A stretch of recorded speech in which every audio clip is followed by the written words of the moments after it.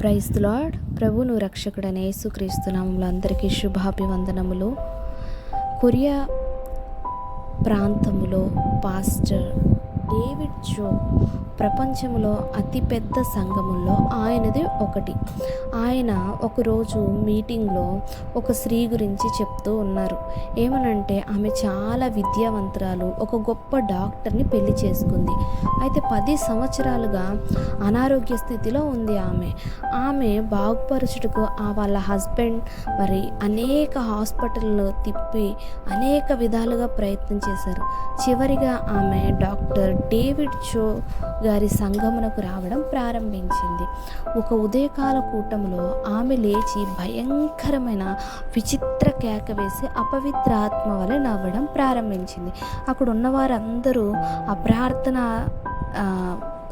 స్థలము నుండి బయటికి వెళ్ళడం చూశారు పాస్టర్ గారు. ఎప్పుడైతే పాస్టర్ గారు ఆమె ప్రవర్తనను గద్దించారో ఆమెలో నుండి ఒక మగ వ్యక్తి ఈ విధంగా మాట్లాడాడు, మేము ఈరోజు నిన్ను చంపబోతున్నాం. పాస్టర్ గారు ప్రార్థించడం మొదలుపెట్టారు. క్రీస్తు నన్ను నీ రక్తంతో నింపు తర్వాత ఆ స్త్రీ వైపు తిరిగి యేసుక్రీస్తు నామంలో సాతానా బయటికి రమ్ము అని పాస్టర్ గారు చెప్పినప్పుడు ఆ భీకరమైన గొంతుక ఈ విధంగా పలికెను, మేము ఒక సమూహము, మేము బయటికి రావడం లేదు, ఈరోజు నువ్వు ఓడిపోయావు అని ఆ యొక్క స్త్రీలో నుంచి వాయిస్ వినపడుతుంది. 4 గంటలు కంటిన్యూస్గా పాస్టర్ గారు ప్రేయర్ చేస్తూనే ఉన్నారు. ప్రార్థన చేసి చేసి చేసి చేసి పాస్టర్ గారు అలిసిపోయి కూర్చున్నారు. లేచి మరలా బలం తెచ్చుకొని మరలా 4 గంటలు ప్రార్థన చేసి చేసి చేసి చేసి చేసి చేసి బయటకు రమ్మని యేసు నామంలో అపవిత్రాత్మలు గద్దించారు.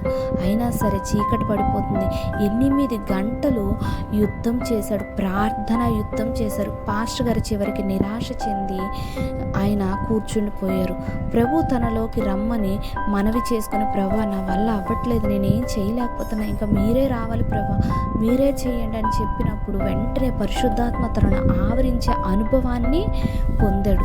మరలా ఆయన గద్దించి అధికారంతో బిగ్గరగా ఈ విధంగా అరిచాను, యేసుక్రీస్తు నామంలో బయటికి రమ్మని గద్దించాను. అప్పుడు ఆ స్త్రీ కేక వేయచ్చు, వాంతి చేసుకొని నేల మీద పొర్లుచు నిర్జీవ స్థితిలోకి వెళ్ళను.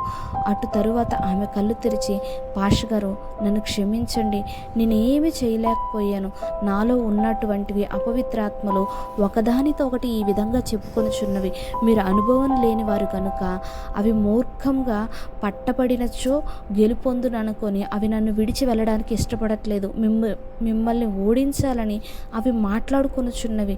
నా శరీరం నిస్సహస్థితిలో ఉండెను, కానీ ఇప్పుడు నేను వాటి నుండి విడిపింపబడ్డాను అని ఆ స్త్రీ చెప్పింది. మరలా ఆ స్త్రీ అరవడం ప్రారంభించింది. అయితే ఈసారి ఎంతో ఆనందంతో ఆమె తనలోని అంతు తెలియని అనారోగ్యం పోయి ఆరోగ్యం వచ్చింది, స్వస్థత వచ్చింది. ఈ అద్భుతం తన భర్తను క్రీస్తును అంగీకరించేలా చేసింది. అయితే ఆ పాస్టర్ గారు ఒక వాక్యాన్ని జ్ఞాపకం చేసుకున్నాడు, ఏలయనగా మనం పోరాడున్నది శరీరులతో కాదు కానీ ప్రధానులతోనూ అంధకారులతోనూ ప్రస్తుత అంధకార సంబంధులకు లోకనాథులతో ఆకాశమందున దురాత్మల సమూహముతోనూ పోరాడుచున్నాము. ఎఫ్ఎస్సి రాసిన పత్రిక 6:12 వాక్యంలో మనం చూడగలమండి. కనుక మా యుద్ధోపకరణం